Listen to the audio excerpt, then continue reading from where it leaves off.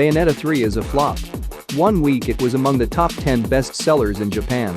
It was quite marginally better than Bayonetta 2 week 1 sales in the UK, and then after that, nothing. It disappeared from sales charts as other new games released.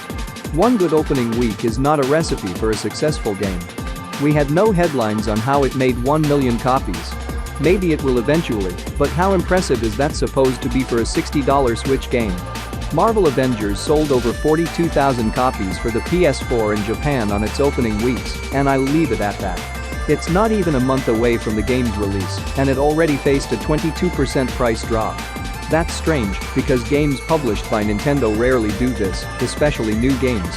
All games go on sale eventually, but the timing of it tells me the game isn't selling well, because it's not even Thanksgiving at the time of this video. You don't release a game around the holidays and then slash the price. Highly anticipated games are supposed to stay at full price through the holidays. So, is it safe to say that Bayonetta and Platinum Games do not deserve any more chances? After 13 years, and only selling around 4 to 5 million copies, isn't it time yet to call it quits on this series? There are reasons Nintendo retired series like Star Fox, F-Zero, Mother and Kid Icarus. Not enough consumers have bought their games. Nintendo gave Bayonetta 3 chances. Bayonetta 2 on Wii U only sold 300,000 copies. Bayonetta 2 on Switch sold only 1,040,000 copies. For a console that sold 114 million units, that's a less than 1% attach rate. F-Zero GX for GameCube sold 1.5 million copies. The GameCube only sold 21.7 million units. So it's a console that less consumers own. Marketing was a lot smaller back in 2003, and still F-Zero GX has a 6.9% attach rate. So if F-Zero is discontinued, shouldn't it make sense for Bayonetta to follow suit? Now, I'm bummed that there hasn't been a new F-Zero game in nearly 20 years. Why they don't have F-Zero is because of Mario Kart. Ever since Mario Kart DS, they never needed an F-Zero game.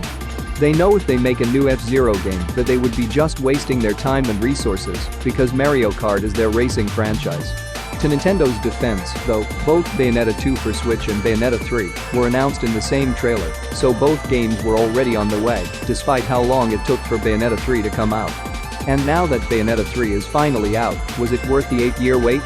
Hideki Kamiya publicly stated that he is eternally grateful to Nintendo for getting Bayonetta 3 released. Because no other publisher wants to touch Bayonetta. Sega didn't want to fund Bayonetta 2 because the first one wasn't profitable. Both Sony and Microsoft declined to step in to publish Bayonetta 2, and that was frankly the right call. The only reason why Nintendo did was because the Wii U was in need of exclusive games. They were desperate to offer something that wasn't a Mario game. They took the bait and it didn't pay off. So why should Hideki Kamiya be thinking about a Bayonetta 4? Right now it's just a vanity project. It's not a marketable series, it's not a moneymaker, it only exists to appease Kamiya and Sakurai. One person for each leg to hump.